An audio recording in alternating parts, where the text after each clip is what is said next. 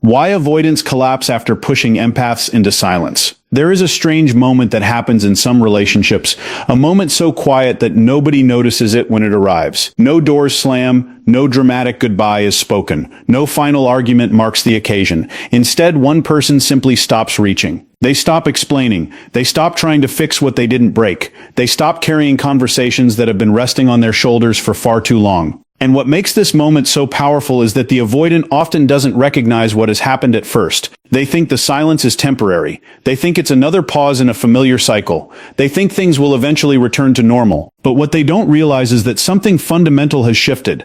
The emotional current that once flowed toward them has suddenly gone still. And when that happens, the person who seemed most comfortable with distance often becomes the one most shaken by it. Today we're exploring why avoidants can experience an emotional collapse after pushing empaths into silence, and why the very thing they believed they wanted often becomes the thing that changes them forever. And before we dive deeper, if these conversations help you make sense of relationship dynamics that rarely get discussed honestly, take a second to subscribe. Future you will probably appreciate having these insights waiting the next time human behavior starts making absolutely no sense. To understand why this collapse happens, you first have to understand the dynamic many avoidants become accustomed to without even realizing it.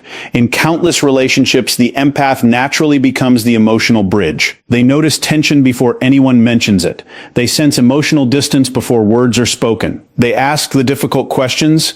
They initiate the uncomfortable conversations. They keep reaching for connection even when connection becomes difficult to maintain. Over time, this creates a pattern. The empath becomes the emotional engine of the relationship, while the avoidant becomes increasingly comfortable responding rather than initiating. It is rarely intentional.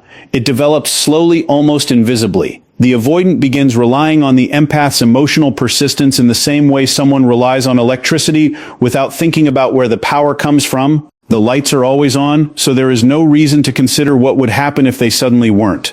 The empath continues showing up, continues caring, continues trying to understand, continues creating opportunities for repair after conflict. And because this effort becomes predictable, the avoidant often stops recognizing its value. Not because they don't appreciate it, but because human beings naturally adapt to what feels consistently available. The emotional labor becomes part of the background. It becomes expected. It becomes normal. What they fail to realize is that their sense of stability has quietly become dependent on someone else's willingness to keep carrying the connection forward. At the same time, many avoidants are fighting an entirely different battle beneath the surface. Contrary to popular belief, avoidants do not push people away because they enjoy hurting them. More often, they push people away because closeness activates fears they don't fully understand. Intimacy creates exposure. Emotional dependence creates vulnerability. Being deeply known creates the possibility of being deeply hurt. For someone who learned early in life that emotional needs can be dangerous,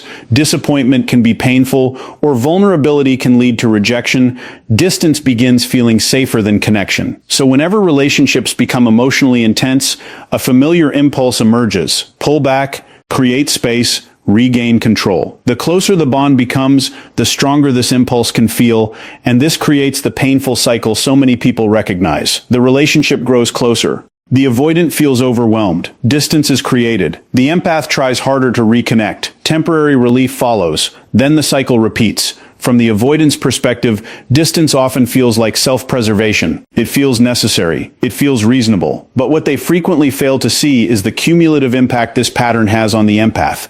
Every withdrawal requires emotional energy. Every period of distance requires patience.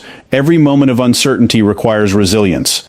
Eventually, even the most compassionate person reaches a point where continuing to carry the relationship becomes unsustainable. When that point arrives, the avoidant often believes they are getting exactly what they wanted. The silence finally comes. The pressure disappears. The emotional conversations stop. The requests for reassurance fade away. The relationship becomes quiet. And at first, that quietness feels like relief. It feels like freedom. There are no difficult discussions waiting to happen. No emotional expectations demanding attention. No urgency pulling them toward vulnerability.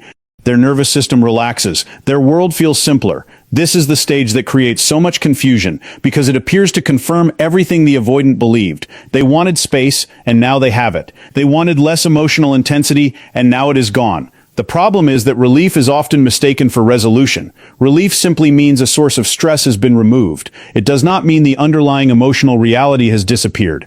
The avoidant may feel lighter initially, but that feeling is often tied to the absence of pressure rather than the absence of attachment. The connection itself still exists beneath the surface. The memories still exist. The bond still exists. The emotional significance still exists. None of those things vanish simply because communication has stopped. Yet because relief feels so convincing in the beginning, many avoidants assume the silence is proof that distance was the correct answer all along. But what they fail to recognize is that empath silence is not the same thing as temporary withdrawal. It is not the same thing as waiting quietly. It is not the same thing as hoping things improve. True empath silence often signals something much deeper. It signals exhaustion. It signals acceptance. It signals the moment someone stops pouring emotional energy into a place where it is no longer being received. This is what makes empath silence so different from the silence avoidants are used to experiencing. In the past, silence may have been temporary. Beneath the quietness, emotional pursuits still existed. Concern still existed. Effort still existed. The empath was still emotionally engaged even when communication slowed down. But genuine silence changes the entire dynamic,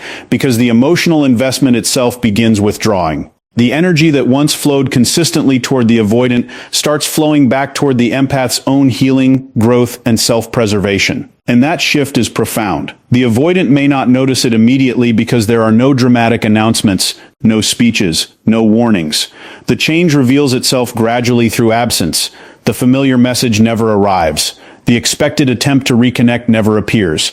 The emotional bridge that was always being rebuilt suddenly remains unfinished. And for the first time, the avoidant is left standing alone with a silence that feels very different from any silence they have experienced before. Because this silence is not asking for attention. It is not seeking validation. It is not waiting to be chosen. It is already moving on. And that is the moment everything truly begins to change. What follows is rarely dramatic in the beginning. In fact, it often starts as a subtle feeling that something is missing. Even if the avoidant cannot immediately identify what it is, the emotional supply they once took for granted has quietly disappeared. For a long time, there was someone checking in, someone trying to understand, someone making emotional space for them even when they weren't asking for it. That presence became so consistent that it faded into the background of everyday life. But now the background has changed. The reassuring message doesn't arrive. The patient understanding is no longer waiting. The emotional safety net that once absorbed tension and repaired disconnection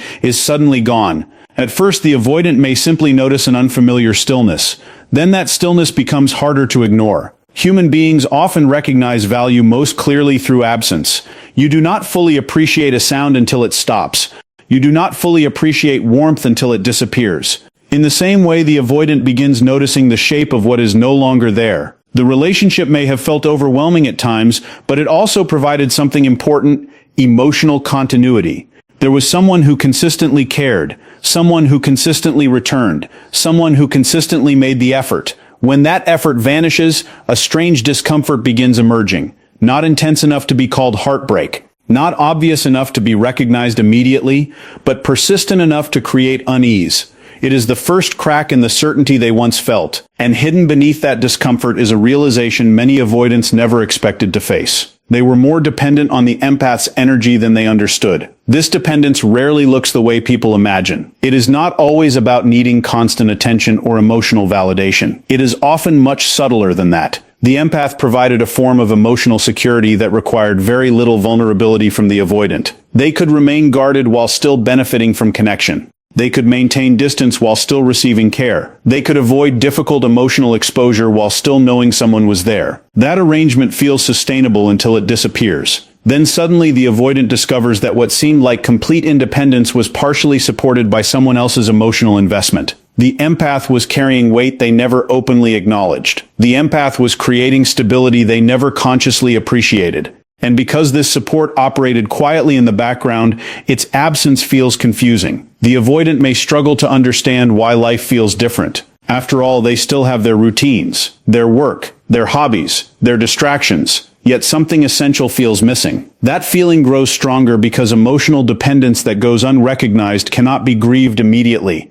It must first be discovered. And that discovery often arrives long after the silence begins. As days turn into weeks, confidence gradually gives way to curiosity. In the beginning, many avoidants assume the silence is temporary. They expect the familiar cycle to continue. They expect another attempt at reconnection. They expect the empath to eventually return with the same patience, the same understanding, and the same willingness to repair the distance. But when that expectation goes unmet, questions begin appearing. Why haven't they reached out? Why aren't they trying to fix this? Why does the silence feel different this time? These questions often emerge quietly. The avoidant may not speak them aloud. They may not even consciously admit them to themselves. Yet curiosity has a way of finding cracks in emotional defenses. It starts small, a passing thought, a brief moment of wondering. Then the thoughts become more frequent. The absence becomes harder to explain. The confidence that once came from knowing the empath would always be there begins eroding. And uncertainty takes its place. Uncertainty is uncomfortable because it creates a lack of control. The avoidant no longer knows what the empath is thinking. They no longer know whether the connection remains emotionally active. They no longer know whether reconciliation is still possible. The predictability that once existed has disappeared. And when predictability disappears, the mind naturally begins searching for answers. The more they search, the more they encounter another uncomfortable truth. Empath energy is remarkably difficult to replace. At first, distractions seem sufficient. There are other conversations, other people, other responsibilities demanding attention. Life continues moving forward. But eventually, comparisons begin happening, whether they intend them or not. They start noticing that certain interactions feel shallower. Certain connections feel less understanding. Certain conversations lack the emotional depth they once took for granted. This is not because empaths are perfect. It is because genuine emotional presence is rare. The ability to listen deeply, understand intuitively, and remain emotionally invested despite challenges is not something encountered every day. During the relationship, these qualities may have felt ordinary because they were consistently available. After the silence begins, their uniqueness becomes clearer. The avoidant starts recognizing that what they lost was not simply attention. It was a specific kind of emotional connection. A connection that made them feel understood even when they struggled to understand themselves. A connection that remained present even when they pulled away. A connection that offered acceptance without demanding perfection. And the more they recognize this, the harder it becomes to dismiss the significance of what has been lost. Eventually, all of these realizations collide with a moment that many avoidants find deeply unsettling. The moment they begin understanding that the empath may have truly let go. Not temporarily, not strategically, not as a way of creating a reaction, but genuinely. This realization creates a psychological shock unlike anything they experienced during the earlier stages of silence. Before, the empath's attention felt like a constant. Even when distance existed, emotional availability remained. The connection seemed secure, the bond seemed recoverable. But now something feels different. The emotional center of gravity has shifted. The empath is no longer orienting their life around the relationship. Their focus has moved elsewhere. Their energy belongs to themselves again. And suddenly the avoidant is confronted with a reality they never fully prepared for. They are no longer the center of someone's emotional world. The person who once noticed every change, every mood, every withdrawal is no longer watching from the same place. The certainty they relied on has disappeared, and certainty is often far more important to avoidance than they realize. It allowed them to create distance without fearing permanent loss. It allowed them to delay difficult decisions.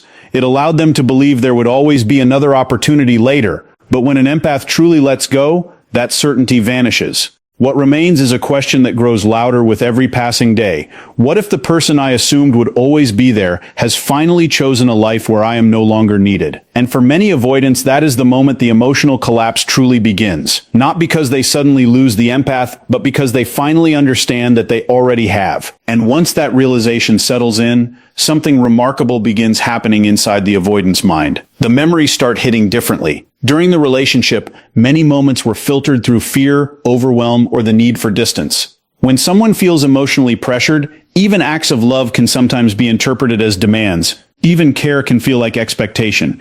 Even closeness can feel like confinement. But distance has a strange way of changing perspective. The emotional noise that once surrounded the relationship begins fading, and what remains are the moments themselves. A conversation that once felt ordinary suddenly feels meaningful. A gesture that once seemed small now carries emotional weight.